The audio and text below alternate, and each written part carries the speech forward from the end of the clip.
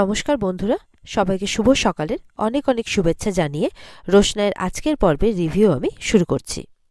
শুরুতে আমরা যেটা দেখতে পাচ্ছি যে রোশনাই তো খুব ভালো পারফর্ম করেছে, আর দর্শকদের খুব ভালো লেগেছে, তার সাথে জাজেসদেরও। তখন অ্যাঙ্কার বলছে রোশনাইয়ের পারফরমেন্স দেখে আর কি, যে কোথা থেকে এত সুন্দর পারফর্মার আপনি খুঁজে আনেন, এত সুন্দর ট্যালেন্টকে আপনি খুঁজে আনেন, রুদ্র গুরুজিকে বলছে। তখন রুদ্র গুরুজি বলছেন যে আমি শুধু আমার কাজ করেছি মাত্র, এইটুকুই, বাকি সমস্ত পরিশ্রম রোশনাইয়েরই। অন্যান্য জাজেসরা বলছেন যে রোশনাই, তুমি তো আমাদের মুখের ভাষা আবারও কেড়ে নিয়েছো, এত সুন্দর পারফরমেন্স। আরেকজন জাজেস বলছে তোমাকে যত দেখছি ততই অবাক হচ্ছি। এইভাবে প্রত্যেকেই প্রশংসা করে রোশনাইয়ের। এরপরে সুরঙ্গমাকে জিজ্ঞাসা করা হয় যে রোশনাই কেমন পারফর্ম করেছে। সুরঙ্গমা যেন দেখেও না দেখার ভান করছে, বলছে যে এটা সম্পর্কে আমার বিশেষ কিছু বলার নেই, গানটা সহজ ছিল আর এই পারফরমেন্সকে আমি জাজ করতে পারবো না। ব্যাকআপ ডান্সাররা ভালো পারফর্ম করেছে, ব্যাস এইটুকুই, উতরে গেছে সবাই, এইভাবে বলছে। সুরঙ্গমা তো বলছে যে আমার মনে হয় সেই আসল ডান্সার যে দর্শকদের ডিমান্ড অনুযায়ী নাচ করতে পারবে আর কি, পারফর্ম করতে পারবে। তখন কুইন যে জাজ, সে বলছে যে সরি ম্যাম, আপনাকে সম্মান করেই বলছি, কিন্তু আমরা রোশনাইয়ের থেকে এরকম ডিমান্ড কি করে করতে পারি। তখন সুরঙ্গমা বলছে আপনারা আমাকে স্পেশাল জাজ হিসেবে এখানে নিয়ে এসছেন, আমি এখানে সবসময় থাকিও না, থাকবোও না, আর আমাকে স্পেশালভাবেই জাজ করতে বলেছেন, তো আমার তো এরকম ডিমান্ড থাকবেই। তাছাড়া আপনারা আমার নাচের জগতে কতটা নাম খ্যাতি সব তো শুনেইছেন, সুতরাং এই ডিমান্ডটা আমি করতেই পারি। সুরঙ্গমা তখন রোশনাইকে বলছে তুমি চন্দ্রকলা, অর্ধচন্দ্র, কপোত এবং শিখর, এই 4টে মুদ্রা দিয়ে একটা পারফর্ম করতে বলছে রোশনাইকে। অন্যান্য জাজেসরা তো অবাক যে যথেষ্ট কঠিন, এবার রোশনাই কি করবে। তখন রোশনাই সুরঙ্গমার কথা অনুযায়ী সুরঙ্গমার দেওয়া আর কি এই টাস্কটাকেও পূরণ করে, আর এটা দেখে তো জাজেসরা অবাক হয়ে যায় আর সবাই জোরে জোরে হাততালি দিতে থাকে। রোশনাইয়ের নামডাক আরও হয়।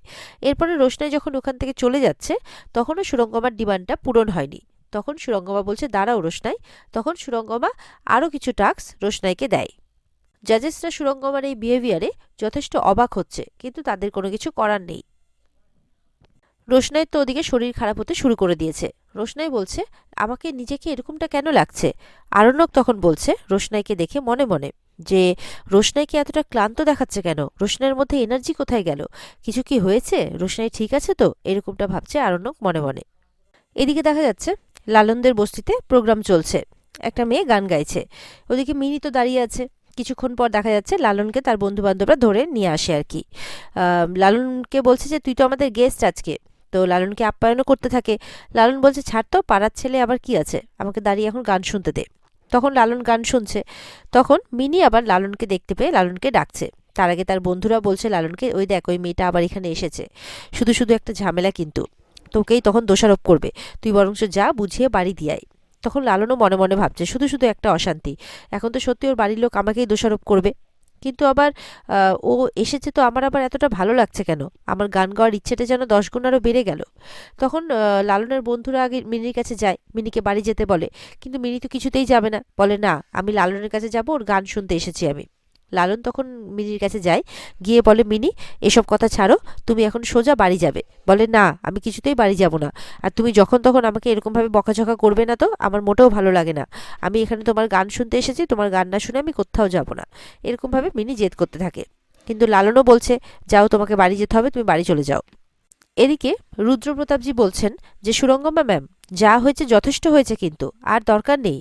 তখন রঞ্জনজি বলছেন যে সুরঙ্গমা ম্যাম তো এখন সবে পরীক্ষা নিতে শুরু করছেন, আর তুমি এখনই তোমার স্টুডেন্টকে বাঁচাতে শুরু করে দিয়েছো। রুদ্রপ্রতাপজি তখন বলছেন যে রোশনাই তার পারফরমেন্স অলরেডি করে ফেলেছে, আর এখনও যথেষ্ট ক্লান্ত, তবুও ওকে জোর করে কঠিন কঠিন পারফরমেন্স দেওয়া হচ্ছে ইচ্ছে করে, যেটা কিন্তু রুলসের বাইরে। দেখা যাচ্ছে রোশনাই সুরঙ্গমার দেওয়া এবারে টাস্কটাকেও বেশ ভালোভাবেই কমপ্লিট করে, কিন্তু লাস্ট মুহূর্তে রোশনাই অজ্ঞান হয়ে যায়।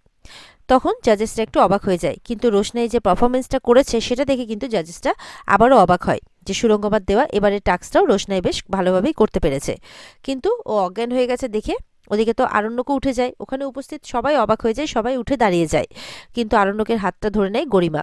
রুদ্রগুরুজি তো দৌড়ে যায় রোশনাইয়ের কাছে। এদিকে তো গরিমা আরণ্যককে বলছে যে রোশনাইকে দেখে তোমার মনে যে সিম্প্যাথিগুলো ছিল সেগুলো এবার উভরে উঠছে, তাই তো, বেরিয়ে পড়ছে বাইরে। তখন আরণ্যক বলছে, কি বলছো তুমি? ও তোমার সম্পর্কে বোন হয়। বলে, বোন হওয়ার কোন দায়িত্ব ও পালন করেছে? বলে, সে করুক না করুক সেটা কোনো ম্যাটার করে না, কিন্তু ওর সম্পর্কে তোমার বোন হয়, একটা সম্পর্ক তো আছে। আর তাছাড়া এখান থেকে সবাই তো তোমার কাছে কিছু একটা এক্সপেক্ট করে, তাই তোমার যাওয়া উচিত। গরিমা বলছে, আমি কিছুতেই যাব না। আর ওদিকে দেখা যাচ্ছে, এদিকে লালনের বন্ধু বলছে যে, শুনেছিলাম যে ওর মাথাতে কোনো বুদ্ধি নেই, একটা হাবলি মেয়ের প্রেমে পড়লি তুই শেষ পর্যন্ত। তখন লালন রেগে যায়, বলছে, ঠাটিয়ে একটা চর মারবো। লালন বলছে, কেন ওকে হাবলি বলছিস? কি হাবলামো করেছে ও তোর সাথে? একদম বাজেভাবে কথা বলবি না। তখন লালনের আরেক বন্ধু বলছে, তুই একটুতেই রেগে যাচ্ছিস কেন? তখন লালন বলছে, না না, আমি রেগে যাচ্ছি না, ও এরকমই বাজে ব্যবহার করে, ওর ব্যবহারটা মোটেও ঠিক নয়, কাউকে সম্মান দিয়ে কথা বলতে পারে না ও। বস্তিতে থেকে ভালো হওয়া যায় না, না? সেই জন্যই তো বড়লোক বাড়ির মানুষেরা আমাদেরকে দেখে ঘেন্না করে। এই তোদের মতো ছেলেপেলের জন্যই না আমাদের সবার প্রেস্টিজ একেবারে নষ্ট হয়ে যায়। এদিকে লালনের আরেকজন বন্ধু কথা বলতে গেলে তখন লালন বলছে, মানে লালন তার কলার ধরে নেয়। তখন মিনি বলছে যে, না না, মারামারি করতে নেই, ভালো ছেলে, ভালো ছেলেরা মারামারি করে না। তখন মিনির উপরে রেগে যায় লালন, যে ছাড়ো তো, কে তোমাকে এখানে আসতে বলেছে শুনি?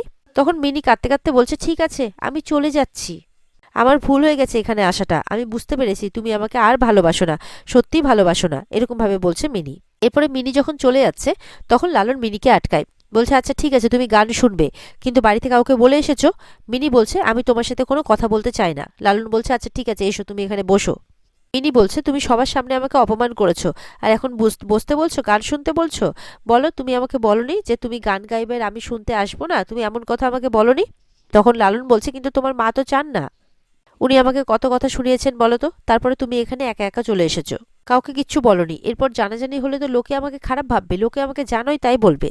মিনি বলছে, কেউ খোঁজ করবে না আমার, মা রান্নাঘরে ছিল, আমি পেছনের দরজা দিয়ে চুপ করে চলে এসেছি। লালন তো শুনে অবাক, যে তোমার তো খোঁজ করবে এবার বাড়িতে। বলে, করবে তো করবে, তাতে কি হয়েছে? আর আমাকে খুঁজে না পেলে, আমি তো বাড়িতে বলেছিলাম যে সন্ধ্যেবেলা আমি তোমার গান শুনতে আসবো, এখানে চলে আসবে, আর যদি তা না হয় তুমি আমাকে বাড়িতে দিয়ে আসবে, আবার কি আছে? লালন তো মিনির কথা শুনে চিন্তায় পড়ে যায়। মিনি তো বলছে যে, ঠিক আছে, আমি চলে যাচ্ছি। লালন বলছে, তুমি কি চাও যে তোমার জন্য আমাকে লোকের কাছে কথা শুনতে হোক? মিনি বলছে, আচ্ছা ঠিক আছে, বললাম তো আমি চলে যাচ্ছি, আমি একাই চলে যাব, কোনো অসুবিধা হবে না। তখন লালন তো মিনিকে নিয়ে আরো চিন্তায় পড়ে যায়, বলছে, ঠিক আছে, তুমি এসো এসো, এখানে বসো, তুমি গান শোনো, এসো। তারপরে এরকম কথাবার্তা হতে হতে মিনি বলছে, তুমি রবীন্দ্রসঙ্গীত গাইতে পারো? বলে, আমি দু একটা জানি। বলে, আচ্ছা ঠিক আছে, তোমার জন্য না হয় আমি আজকে রবীন্দ্রসঙ্গীত গাইবো, লালন বলছে। এদিকে তো রোশনাই অজ্ঞান হয়ে আছে। রুদ্র গুরুজি সমানে রোশনাইকে ডাকছে, কিন্তু রোশনাইয়ের কোনো হুঁশ নেই। এদিকে রোশনাইয়ের মুখ থেকে কিন্তু ফেনা টাইপের কিছু বেরোচ্ছে। তখন রঞ্জনজি বলছেন, এ তো মনে হচ্ছে কিছুর ওভারডোজ। তখন সুরঙ্গমা বলছে, কি ওভারডোজ? তার মানে ও কিছু একটা খেয়েছে, যার জন্য ও এতটা এনার্জির সাথে ফার্স্টে ডান্স করছিল, তারপরে আস্তে আস্তে ওর এনার্জিটা ডাউন হতে থাকে। তাই যদি হয়ে থাকে তাহলে এটা তো সম্পূর্ণ বেআইনি, ওকে তো নাচের দুনিয়া থেকে সম্পূর্ণভাবে মানে ডিসকোয়ালিফাই করা উচিত, এরকম কথাবার্তা বলছে। রুদ্র গুরুজি বলছেন, আপনি এতটা শিওর হয়ে কিভাবে বলছেন? ওর তো এখনো মেডিকেল টেস্টই হয়নি। তখন সুরঙ্গমারা বলছে, এখানে ডান্স হচ্ছে না তামাশা হচ্ছে, যদি এরকমটাই হয় তাহলে ওকে কিন্তু নাচের দুনিয়া থেকেই পুরো ব্যান করে দেওয়া হবে। এরপরে রোশনাইয়ের এরকম অবস্থা দেখে জাজেসরা বলছে, ওকে তাড়াতাড়ি হসপিটালে নিয়ে যেতে হবে। তারপর রুদ্র গুরুজি রোশনাইকে উঠিয়ে হসপিটালে নিয়ে যাওয়ার ব্যবস্থা করে। এদিকে আরণ্যকও কিন্তু রোশনাইয়ের এরকমটা দেখে খুব অবাক। সুরঙ্গমা বলে দেয় যে রিপোর্ট না আসা অবধি কোনো রেজাল্ট ঘোষণা হবে না। তাই সুরঙ্গমার কথা মতো অ্যাঙ্কারও সেটাই অ্যানাউন্স করে দেয়। এদিকে আরণ্যক বলছে, আমাদের যাওয়া উচিত। গরিমা বলছে, একদম আমাকে ম্যানিপুলেট করার চেষ্টা করবে না। আরণ্যক বলছে, আমি তোমাকে ম্যানিপুলেট করছি না, তুমি রোশনাইয়ের বোন হও, এখানে প্রেস মিডিয়া সবাই আছে, প্লিজ আমাদের যাওয়া উচিত, চলো এবার। আরণ্যক যথেষ্ট চিন্তিত রোশনাইয়ের জন্যে। আর এখানে আজকের পর্ব শেষ হয়ে যায়। তো বন্ধুরা, এই ছিল আজকের পর্বের রিভিউ।